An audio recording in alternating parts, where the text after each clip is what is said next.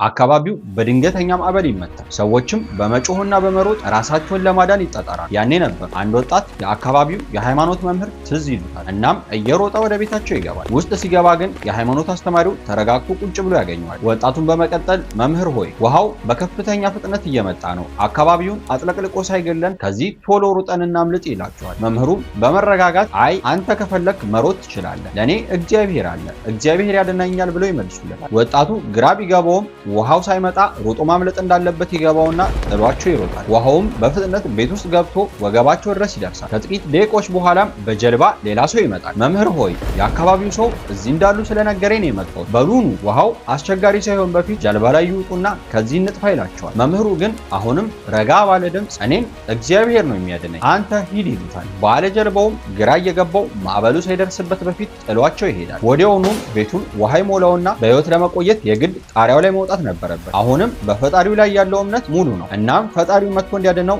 ያለማቋረጥ ጸሎት እያደረገ ነው። በድንገት ግን የነፍስ አድን ሄሊኮፕተር ይመጣና መወጣጫ ዘርግቶ እንዲሳፈሩ ይጠይቃቸዋል። ግን አሁንም ቄሱ አንገቱን በመነቅነቅ እምቢታውን ያሳየዋል። የነፍስ አድን ሄሊኮፕተሩ ሌሎች ሰዎችን ማዳን ስለነበረበት ከቦታው ጥሎት ይሄዳል። አሁን ማዕበሉ አካባቢውን እንዳልነበር አድርጎታል። ቤቱን ጨምሮ አካባቢው በውሃ ተጥለቅልቋል። ለመተንፈስ እየተቸገረ አንገቱን ወደ ላይ ብቅ አድርጓል። አሁን መምህሩ እያለቀሰ ለፈጣሪው እንዲህ ሲል ጠየቀ። ፈጣሪ ሆይ እድሜ ልኬን አንተን የሚያስደስት ነገር ሳደርግ ኖሬያለሁ፣ እንዲሁም በአንተ ሙሉ እምነት ነበረኝ፣ ለምን መጥተህ አላዳንከኝም ሲል እያለቀሰ ይጮኻል። በድንገት ግን ከመብረቅ ጋር አንድ ድምፅ ተሰማ። የኔ 3 ጊዜ ላድነህ ሞክሬያለሁ። መጀመሪያ ውሃ ከመድረሱ በፊት ላስጠነቅቅህ በወጣቱ ተመስዬ መጣሁ። ለሁለተኛም ጊዜ በጀልባ ላድንህ መጣሁ። እንዲሁም ለሶስተኛ ጊዜ በሄሊኮፕተር መጣሁ።